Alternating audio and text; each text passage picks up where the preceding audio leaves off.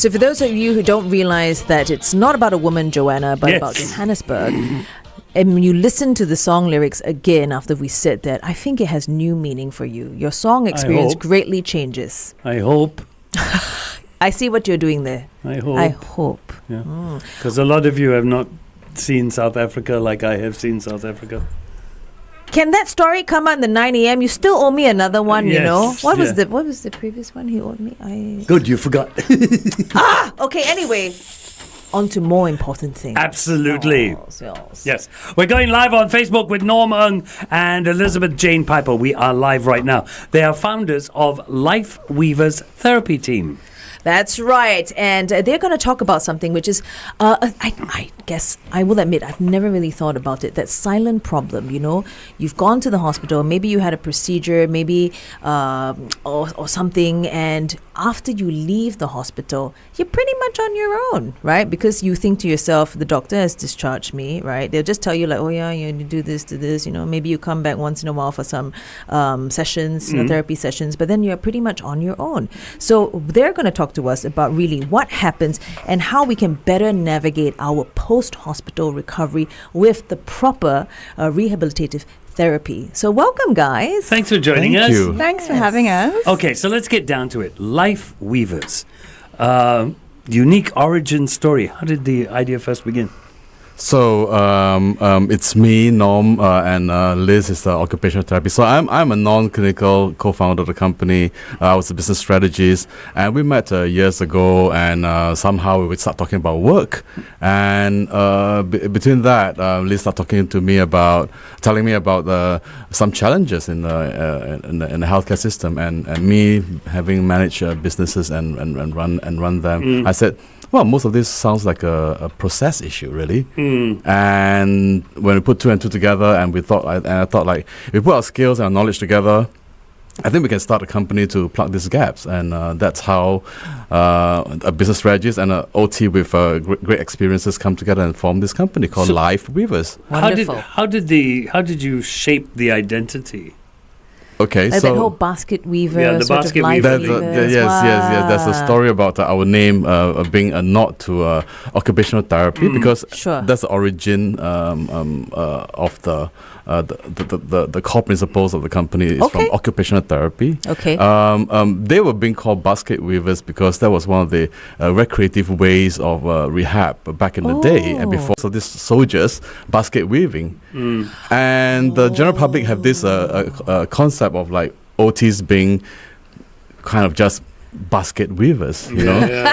So even my dad calls me a basket weaver. No, your dad does it. Yeah, he's like, oh, my daughter's a basket weaver. That's funny. So when I heard that story, I was saying like, I have to bring some justice back to this amazing occupation, right? Occupation, Yes. So we're reclaiming the weaving and making it a good thing because it really is. If it's a meaningful activity to someone and it can be used for therapeutic purposes, then it's a great thing. Agreed. So it's all about finding meaningful activities to do as a form of rehab. So we could reclaim that basket weavers story back into something really meaningful, but life weavers. So we are weaving lives back together every day. It's wonderful. That's nice. Yeah. That is wonderful. That's nice. Yeah. Now I get the Lifeweavers. Okay. Yes. Now I get So it. the Lifeweavers, you are known for a very strong philosophy, you know, very high standards. Where do these come from, and really what shaped your approach to patient care? So occupational therapy being the founding principles of the company, it became our DNA. Okay. And if for people that doesn't really understand occupational therapy, I think people usually know about the physiotherapist, Yes.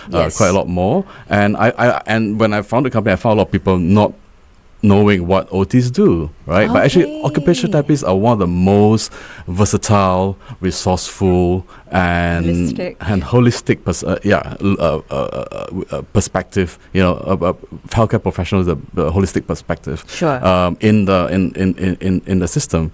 So that became our founding principle. So now we went from being an OT-led practice to a multidisciplinary team. Ah. Yeah, so not only OTs, we have like physiotherapists and speech therapists and art and music therapists all within the same team. And so the OT lens really ensures that when we're looking at treating a person, we're treating them as a whole in every dimension of their life. So it's the physical, the psychological, the social. So occupational therapy is the only profession that works with what we call a biopsychosocial model.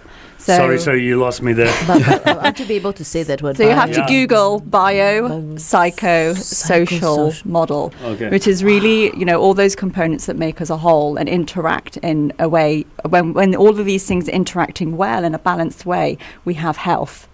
Mm. So if we address all of those things, we can work towards somebody being healthy, or we can help uncover what areas of their life might be contributing to poor health, so we are able to address those. As opposed to a physiotherapist that just deals with the physicality of things. Yes, Right. correct. But you yeah. know what? It's- Isn't that how like life and our health is? It's it's different components coming together, right? And one leads to how the other is. Exactly. So it needs to be a more holistic. I'm seeing things clearer now. We're going to jump onto our Facebook Live and carry on this discussion, finding out more from Norm and Elizabeth. Come and join us. Good times, great. So we're live on our Facebook and on YouTube, and if you've got questions, please pop them through. We'll try and deal with them. We're here with Norm and Elizabeth from Lifeweavers therapy team. I want to ask you this, Elizabeth. What can private rehab practices, forget private, what do you guys do that institutional settings can't do? Well, the larger settings are dealing with really big numbers of people. Yep. So, of course, when you're dealing with big numbers of people, there have to be more processes, things that we might consider sort of like red tape and all of that sort of stuff. And also, if you're things can't be as personalized as when you're dealing with people on like an individual level. So when we're dealing with big institutions, as a therapist, what we're having to do is generally be quite ruthless with our prioritization on what we're going to work on with that person. Okay. Because we've not got endless amounts of time with every patient. We have a larger caseload, we're having to see more people, and the length of the session is also shorter. So the goal for most people in hospital is to get out of hospital, right? Yeah, obviously. So we're really looking at like, what are the things you need to be able to do to get out and get back home? And sometimes we even then have to prioritize part of the activity if we're not able to rehabilitate the whole activity. So there's a lot of prioritization, which at the end of the day means there are some things that can't be worked on. Sure. So there are elements of that biopsychosocial part of that person that might not be addressed or won't be addressed or won't achieve their full potential. Yeah. Then when somebody goes home, of course, the frequency or intensity of therapy reduces because you don't have as many healthcare professionals working in the community as you do in hospitals or community hospitals. So people with continuing rehab needs won't be getting the level of rehab that they need to really maximize their health, maximize their full potential. Right. So I think this is one way where at Lifeweavers, being a community-based service, And so private. a private community-based service, we are able to look at a person's case and say, what is the ideal level, or what is the ideal frequency and intensity of therapy you need to achieve your goals? Okay. We don't have to stick to 45 minutes. We don't have to do it once a week or twice a week. We look at what is needed for you to be able to achieve your goals and what professionals are needed to achieve your goals. Is it the physio? Is it the speech therapist? Does the art therapist need to come in? Okay. And do we need to switch those around? So nothing needs to be fixed. It can be really highly personalized. And that's the way, that's the and freedom we have. And there's no limitations, unlike a big organization. So Sure, we can literally do what the client wants to do for as much as you can imagine. And what's Because how long ago did I have my back operation? A year? Yeah, Slightly around more there, than a right? year. Yeah. So I went in for a back operation, and then you're done. You come out, you've got your physio, Yeah. which is once a week. And after 6 months, you've got a little bit of improvement. So now you're looking at 9 months.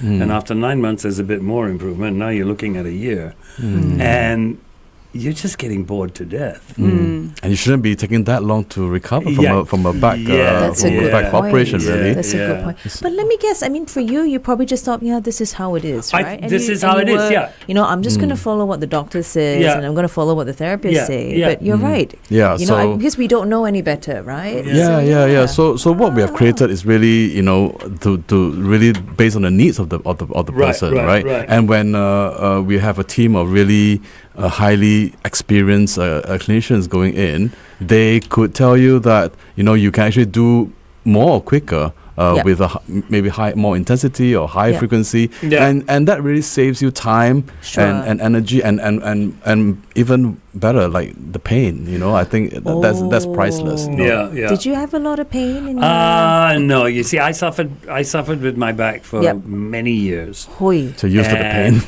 Yeah, it was a pain in my ass. Pain in the back. It was close to my ass. But so after the operation, it was amazing to come out of the anesthesia and feel absolutely no pain. Oh, wow. Okay. So it's soft. But it was, I had been flat out for like 10 days in screaming pain.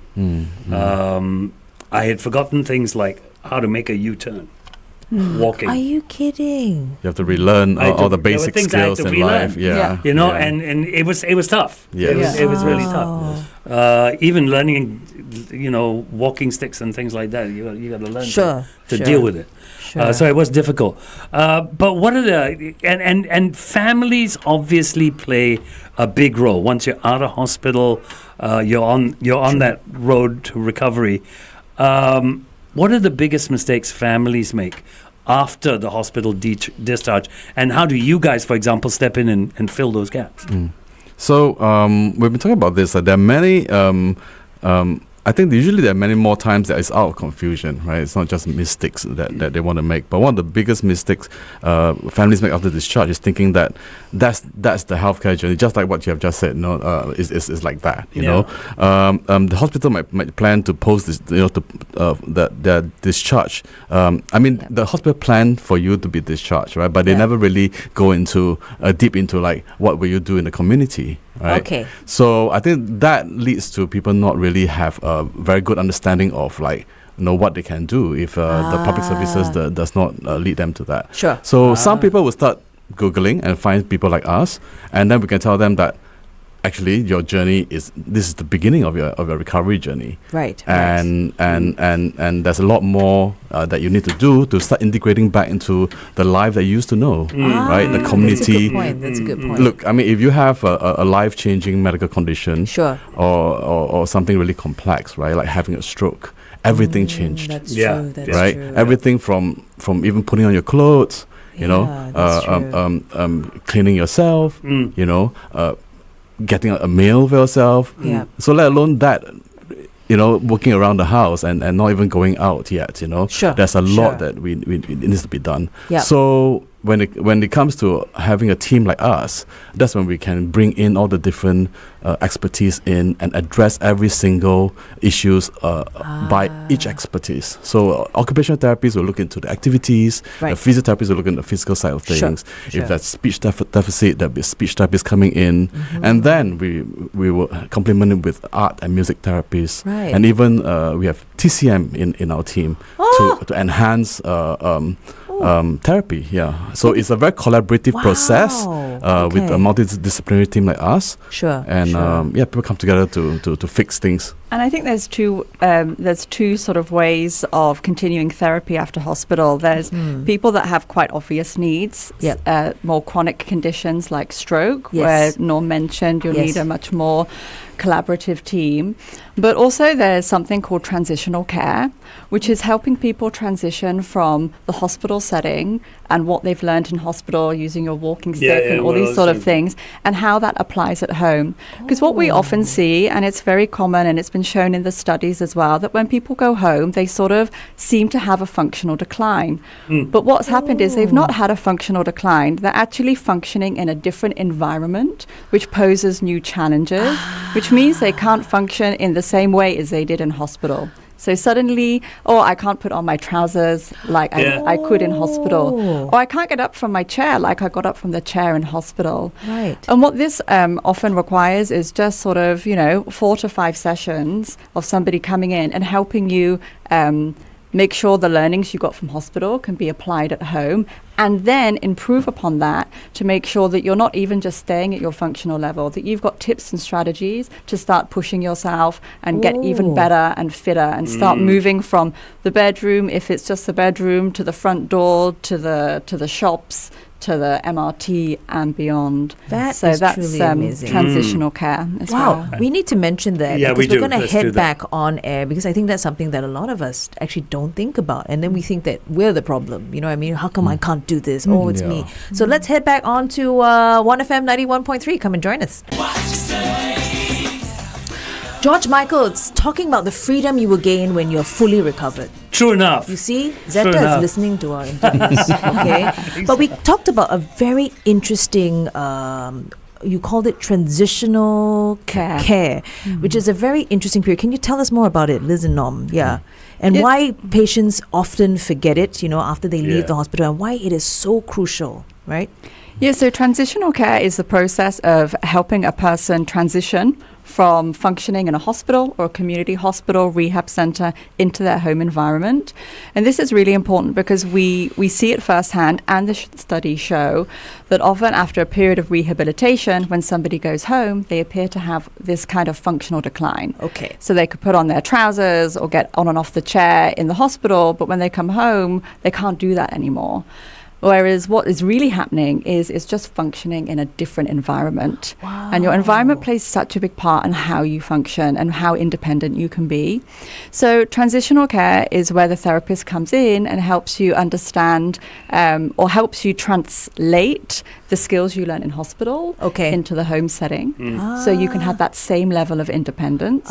Because, of course, the more independent you are, the more you move. The more you move, the fitter you become. The fitter you become, the more you heal. It's got this knock-on effect, right?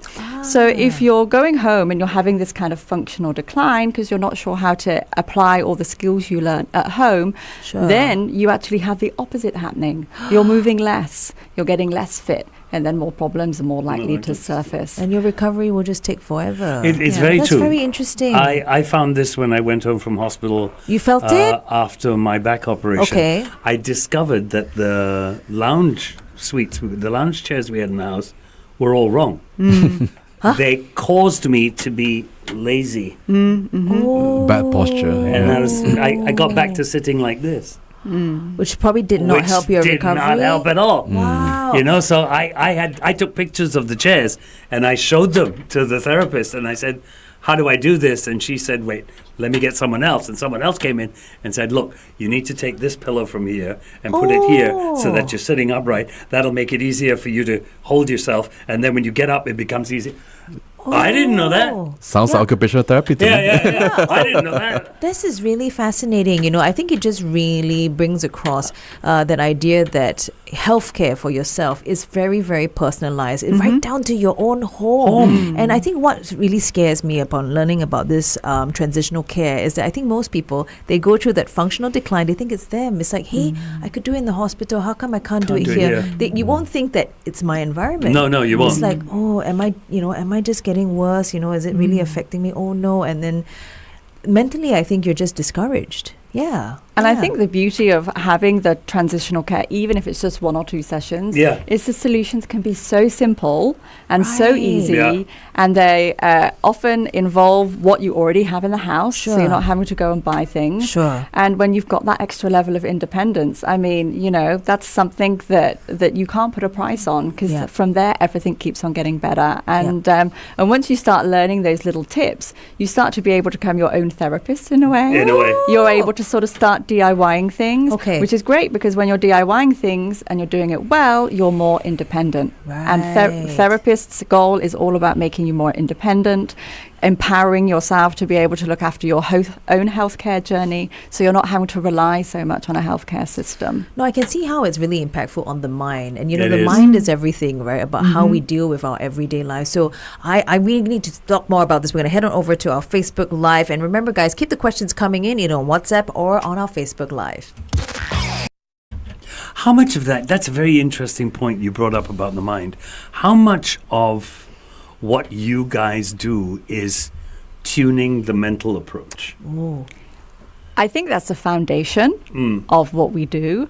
At the initial, at the first assessment, that is really what we are trying to understand and tease out from a person and see where they're at. Because once we can see where you're at, we can see where we need to be starting. And seeing, we have something called readiness for change, how ready a person is to make certain changes. So somebody might be a little bit ready, and then we can go a little bit more slowly, baby steps. And somebody might be saying, I'm super ready, I just want to get going, and I want to go from this wheelchair to climbing stairs or whatever. So understanding that, and also understanding the mindset of the family, because your social environment is really important as well, and understanding where that is and if we need to sort of provide any support in those areas. So a lot of what we're doing, when you look at it from the outside, is really functional, but the foundations is really sort of in mindset. And this is something that Norm really focused on, and has maintained focusing on throughout the whole journey with Lifeweavers is mindset. Maybe you could explain a bit as well. Yeah, I think because the topic of mindset also is linked to sustainability, right? Okay. Because we are what we think, right? So I think when we have the right mindset when we are approaching therapists, be it from the team point of view or from the client's point of view, we really get a buy-in from them. So it's all about participation, right? So in order to get success in what we do, it's about everybody working together and participating effectively, right? So having the right mindset is so important. So whenever we get our therapists to go in to start working with a client, we make sure that the client, the family, the support structure is all in place, and they have the right mindset before we accept a case, really. And if not, I think that's things to be worked on before we go full force on in the therapy plan. Sure. Can you explain this health span over lifespan? Hey. Yes. I mean, the concept of a health span is really about it's a new concept over what we always know and talk about, like how long do we live, right? But it's now about how long we live and how well we live, right? So that's what health span is really about. This concept that where the system and practitioners are all shifting the focus from keeping people living longer to getting the best quality of life, right? And through then we're bringing the concepts of prevention. So in order to arrest health declines, we should be looking into preventing going into decline in the first place, right? So I think now we have all now we are bringing all the new buzzwords and practices like longevity clinics and that. So before those guys come in, right, the rehab therapists are actually the ones that are looking into people's well-being as they live longer. So that's the concept of health span instead of lifespan that we should be focusing on these days. I like that. I mean, what's the point of living to your 100, but you got a whole slew of health problems? It's yeah. That's a very kind of last generation kind of way of living, isn't it? Yeah. And I think even if you do have a whole host of health problems, you can still live very well. As well. So you can have a lot of complications that are being managed, but you're functional. You're still able to pick up your grandkids from school, or be able to go and play, mahjong with your friends at Chinese New Year. You're still able to do these meaningful things. And conversely, you might have somebody who doesn't really have any medical issues, but they are just saying old already, which we hear lots in Singapore. And then they just, sit down, not doing much. And then, the muscle density reduces, the bones start to weaken. Then they start having functional difficulties. They stop going out, stop leaving the house, stop leaving the bedroom. And then their quality of life reduces because they don't have the independence they want. So, that's where coming back to what we do as therapists, it's all about function. It's all about what you do and being able to do the stuff that makes you tick, soothes the soul, makes you happy, makes your life feel full. Yeah. We've got a question on our Facebook, and I knew it was going to come. Okay. What is it? I knew it was going to come. Is occupational therapy in Singapore expensive, or can I just stick with doctor's orders? So...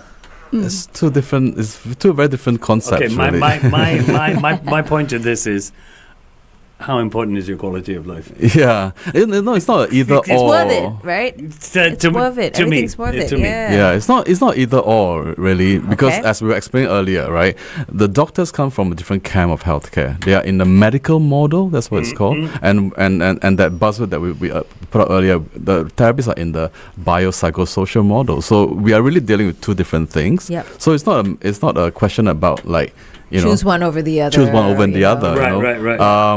And if you think about it, if you actually be able to maintain your health, right, you actually, so through what you do with even with our work at rehab therapists, now we are shifting from reactive to be proactive in people's health, right? And that actually will help save you trips to the doctor's office. That whole preventive sort of... Exactly, right? So to answer that question, maybe you should focus more on rehab so that you can prevent yourself from going into the doctor's clinic. And that will save you a lot of pain as well, which is priceless. Yeah, which is true. But I think also money being a real issue, it doesn't grow on trees, and we all have our budget. We have looked into this at Lifeweavers because we want to try and serve as many people as possible, even though we're a private practice. So one thing we do when people call in is we do discuss budget, like what's your budget and what can we do for your budget. For somebody that we see has sort of like a particular goal that's really important to them, we might figure out, okay, well, why don't we do 2 face-to-face sessions, make them a little bit longer, include CGT, so make sure that all the caregivers, all the people that need to be there are there during that session, so we get the absolute most out of the face-to-face, and then we're going to do tele-rehab. Or then we're going to do phone calls. So we're just not help them stretch their dollar. Yeah, we're not going to be budgets. fixed. We really look at how we can do that. And another thing as well is once we're on a journey with a client, we have a WhatsApp channel which is open, most of the time. Most of the time is in not 12 o'clock at night, but also not 9 to 5, quite early till quite late. Clients can really get hold of us, for support whenever they need. And those one-off things like, oh gosh, I just positioned like this, this chair here, does that work? Things like that, the therapist can just get back and say, yeah, that's fine. So they've even got that level of support as well. So we do try and make it as accessible as possible, because we know that getting occupational therapy at certain frequency, intensities from government services isn't always possible. So for people that are trying to sort of plug those gaps themselves, we really do our best to help as well. I want to know about your PSA campaign. I wish I knew. Okay.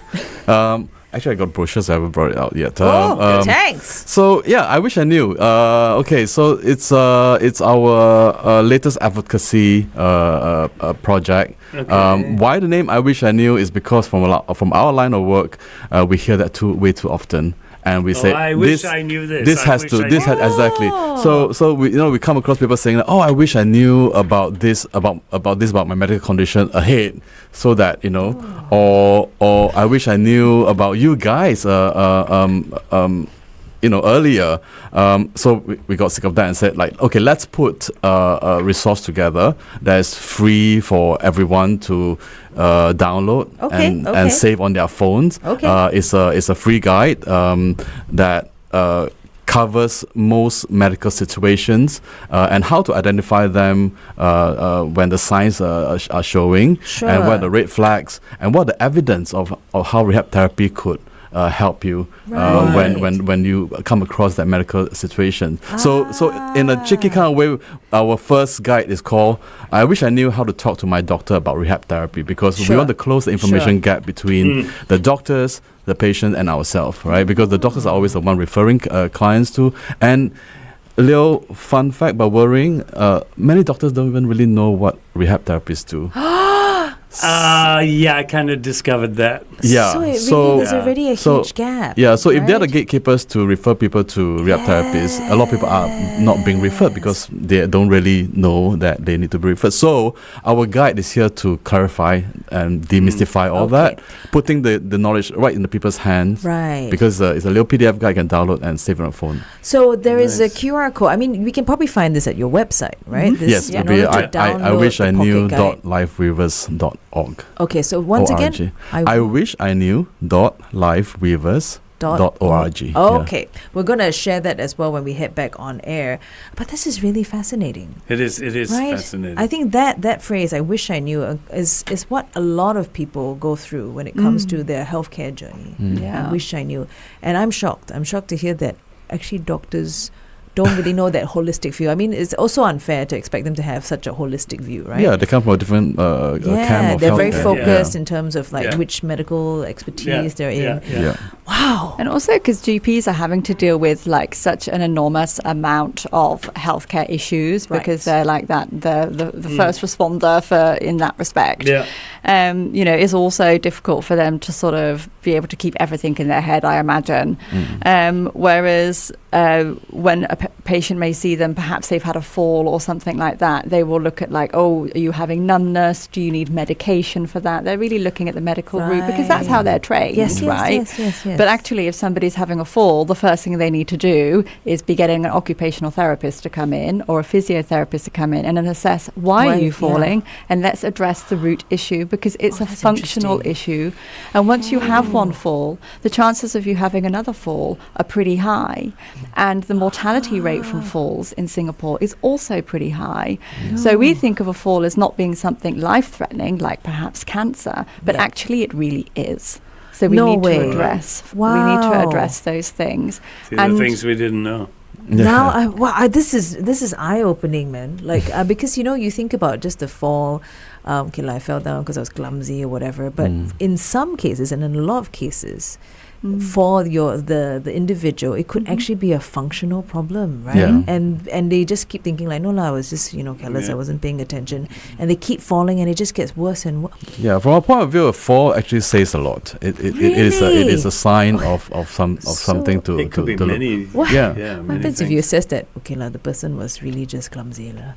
No, it's never the case. Oh, Is that no. what you're saying? That, of course, that can happen. Ah, yeah, ha, it ha, can ha, be a ha. rainy day. Yeah, You could have, stepped on your child's Lego block, gone ow, tripped over the cat, and yes, yeah. that has happened. that happens. But if you're just falling sort of in the middle of nowhere, or you keep bumping onto a table Right. because you keep misjudging, so it can be muscular, it can be neurological, it can be so many different things Yeah, it like could be you sight. mentioned. Your sight is. It's Yes. about yeah. unearthing those things. Yes, it might be as simple as getting your glasses prescription changed. Yeah. It Oh, might be geez. as simple, or it might be a sign that something else is starting to brew and you're catching it early and then you're dealing with it early. And when you deal with health issues earlier, it's usually cheaper. So It's you're cheaper saving And your yourself success money. rate is better. you have And a your higher success chance rate of is better. overcoming it. Your health span is better. It's better. Yeah. Yeah. What's one misconception about occupational therapists you wish more people understood? Let us take that on air, and also we want to bring up, about this great PSA campaign from you guys. Join us on 1FM 91.3. Okay. We haven't left you guys Sophie out. No, that's Sophie B. Hawkins. We're going to talk about a PSA campaign that Lifeweavers is running. We were talking about it just now. That's right. And you guys should know. It's called I Wish I Knew. It is an incredible leaflet. It's absolutely brilliant. And this is probably a start of many, right, in this series, because that key phrase, I wish I knew, is what a lot of people because we really don't know, and it's not helping, right? This is a Yeah. big gripe with you. FD is always going on about, social media has all these people saying things, scares the hell out but of me. it's not factual, it's not accurate, it's not correct. Those people are also another form of I wish I knew the truth of it, Yeah. right? Because So this I've- first one, right, Yeah. is how to talk to my doctor about rehab therapy. You were going to say? Because I made the mistake of actually following one of these people once. No! And I blew my back real bad. Oh.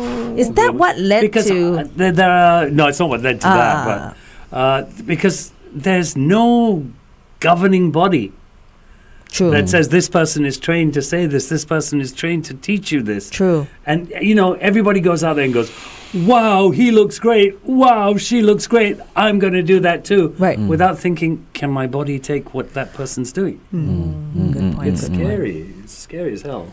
You need to get him as the spokesperson. The next episode. Yeah, I everybody wish I can download knew. a copy of this guide. Yes, that's right. It's free for everyone. That's why it's a PSA from us. And to they you. get it on your Wonderful. website. Yes, Yeah. it's on iwishiknew.lifeweavers.org. Got it. And it's a pocket guide, right? That you Yeah. get to keep. It's free. Download Save it it. on your phone Yeah. and share it's with your not friends. okay to not know. I Yeah. think that really is the theme. So we have Yeah. a small big goal of trying to get 10,000 downloads in Singapore Okay. for this guide. Where Because we You at? know it. yeah. We just started. Okay. So This is a really get new, going. fresh Everyone, from the yes, oven. Okay. fresh. We just launched it. So please, go to the website and download a copy, save it in your phone, so that you have the knowledge in your And hands. pass it on. Yeah. Yes. So whenever you come across a medical situation, Yeah. look it up. We have categorized all the major medical situations, like everything from what happens when you come across someone with cancer, what happens when you come across someone that got diagnosed with diabetes, Sure. or breathlessness, Sure. or you have a stroke, or someone that's feeling not Not too looking good, like yeah. they are Something's not suspicious right. depressed, Yep, so we yep. have all categorized in the major medical situations, and how to identify the signs and red flags, and what you are the can do. evidence of how rehab therapy Sure. can help you, and this is when Sure. you can bring it to your doctor and have a conversation now. Good. Okay. Yeah. Because Yeah. sometimes I also don't know what to say to my doctor, and I just follow the orders, right? Yes, exactly. No, but I like how what you have in this guide is very practical. It's real life situations that we would encounter. This is Yeah. definitely a loved one, a friend who Yeah. perhaps just got diagnosed with diabetes. What happens now, right? Yes. Yeah. Yes. So head on over to that website to download it. Once again, it is. iwishiknew.lifeweavers.org. Actually, we've got a great question. We're going to head back to our Facebook Live to wrap things up. But let us say goodbye to you on air. They're not leaving the studio just yet because we've got one more great question. You were Yeah, about I've to got- ask it. I've got two what was more, it actually. again? Just real quickly. What's one misconception about occupational therapy? Okay, so come and join us on our Facebook Live. But to Liz and Norm, thank you for joining us here on 1FM. Thank you for having us. Thank you so much It's for having amazing us. what you guys Thank are you, doing, 1FM. and just how much you've just opened up our eyes, our minds to everything, to our health plan. Yes, our health plan. Yes. Okay, join us on Facebook Live. Okay, so two more questions. One is, what is one major misconception about occupational therapy that you wish more people understood? I let the OT speak for herself. I know we had a few points. So we Yeah. discussed this. We were like, there's so many, and we need to pick one. And we picked one, and now my mind's gone a little bit blank. Can you...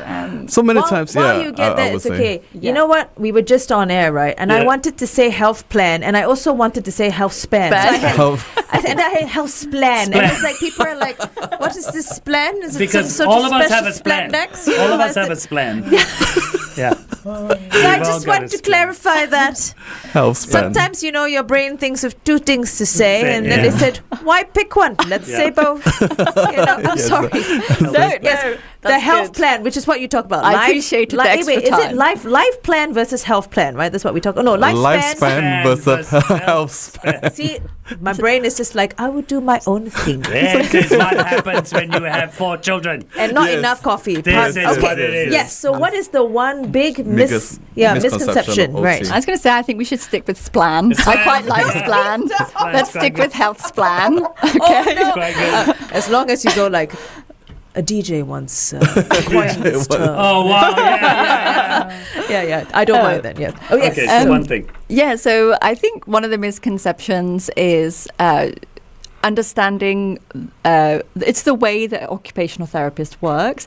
So almost the expectation, often because OT isn't very well understood by people, it's a much younger profession. I think it's very invisible. People might expect it to look like something like a physiotherapy session or a speech therapy session or what a doctor would do. But just as Norm mentioned the word invisible, a lot of the way we assess and formulate a plan is quite invisible. So the first assessment might not really look like an assessment at all. So we'll go in, we'll talk to the person. It's really important, first of all, that we're building rapport, because when you build rapport, you get a more direct line to find out about what that person's goals are, why those goals are interesting, meaningful to them, and all that sort of stuff. And then we'll ask them to, show me around your home, get on and off your chairs, the toilet, get on and off your bed. Where do you keep your clothes, your cups, whatever it is that is relating to your goals. Hobbies. And then that entire time, we are really observing every little thing that person's doing, how they're engaging with the environment, how they're moving, how they're positioning themselves when they need to do something, what their balance looks like, how are they planning, how are they thinking about what next steps to take, are they considering their safety. So we might look like we're just following somebody around, having a chit chat or having a cup of tea. But at the end of that assessment or that first session, we can actually come up with, sometimes I've actually done a 12-page document on assessment of like their body structures and how everything is interplaying, the physical person, the physical environment, the social person, the social environment, and the emotional situation that person's in, and how those things are all linking together, or how some of those things are unbalanced. And then what am I thinking about? Where am I going to start to try and bring that balance back in? We're going to start with the psychological or the emotional or the physical or the environment. Are we going to install a grab bar first? Is safety the most important thing we need to look at? Make sure they stop falling before we work on the balance, or how they're managing certain or how important the helper activities. is, helping them. Or how the helper is handling them. So there's actually a lot going on in the mind of the OT when we're doing what looks like, quite we're just walking around the house or just having a cup of tea or just asking a person to sort of do a quite simple activity. There's a lot that goes into that, and we call it activity analysis. There's a whole science behind that. We spend a lot of time studying it. Our whole careers we're learning about it even more. So I think that's one of the misconceptions, is it sort of doesn't look like we're doing much, but we're really doing a lot. All right. One other thing. 3 tips that'll keep us out of hospital or nursing homes. Just 3 things, real quick. 3 tips. 3 tips. I can't remember. 3 tips. So back to the health plan. And you and the health plan. You want royalties for that, don't you?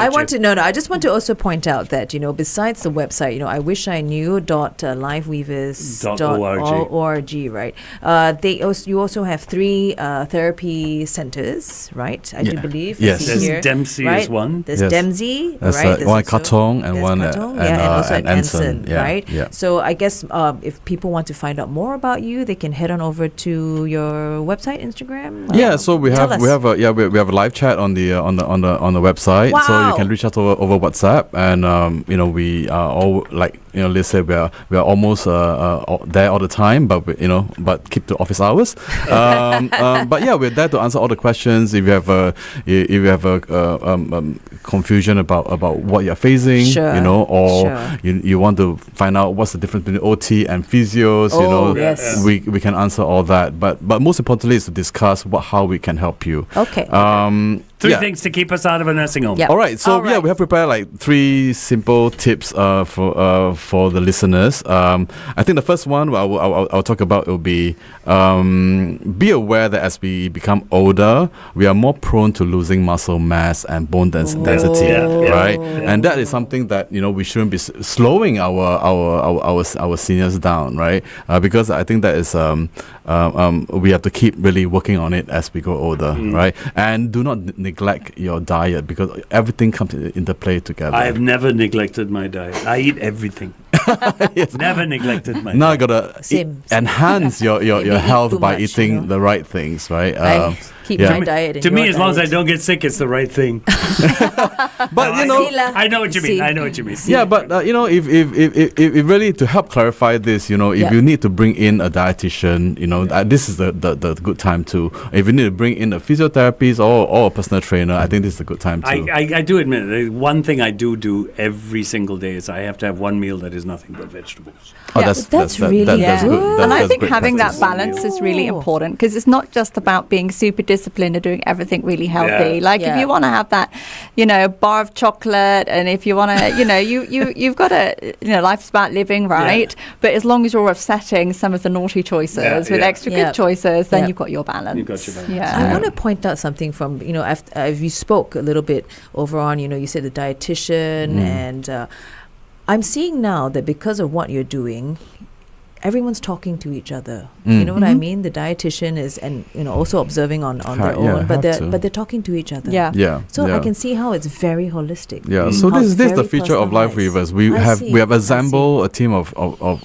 clinicians, and in a very collaborative, closely knitted kind of way. Sure. And that is to avoid fragmentation in people's Sure.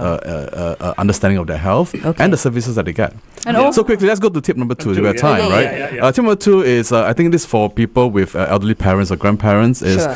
do not take away activity from your seniors at home. Okay.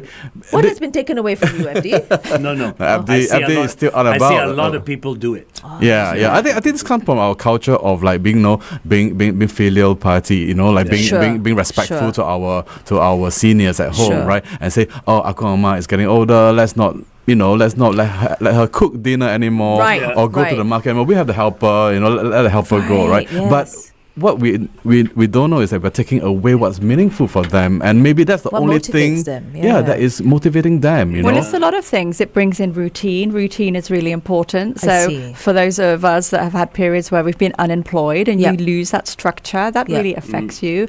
And if you Ah. think about taking out wet washing from the washing machine and then having to lift it up and hang it over something, that involves muscle, balance, coordination. It's a form of exercise. If you're taking away those things, actually, whenever we do something, we're moving is what we need to keep doing. And as soon as we stop moving, or we stop having a reason to move, and we stop moving, this is when health can decline. So for our older friends and family, going to the market, give them jobs to do. Actually, is what I think. we should encourage do. them. Give them missions. This is what I do with my in-laws. I need you Sure. to go and buy this for me today, or I need Okay. you to go and get the library books and Okay. carry them home. Don't take the bus.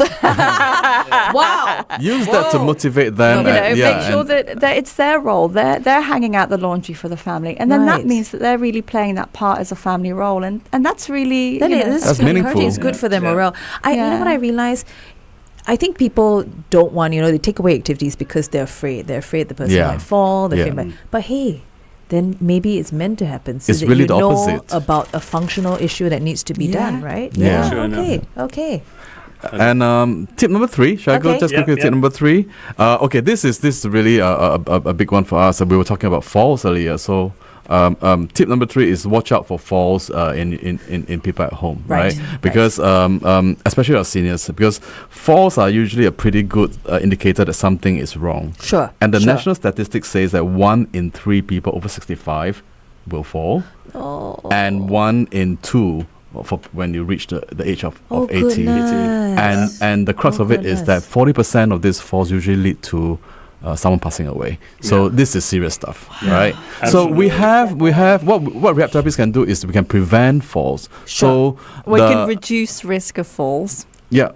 I wouldn't say 100% prevent. Prevent, yeah. What? Because You're not going to accidents jump in front happens. of me and catch me when I fall? How could you?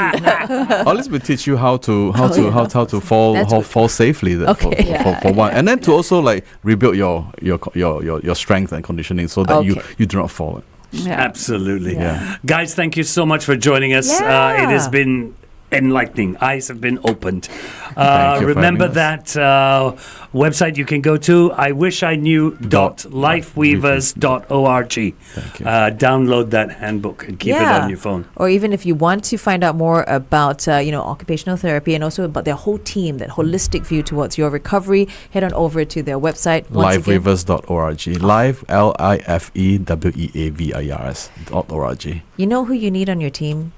This DJ who's going to talk about your life's plan. Oh, I yes. just want to put it out there. That's a new webpage. A new Lifespan webpage. /lifespan. Terrible. Thank you so much. Thank you for having guys. us. Thank you for having us. News is up next.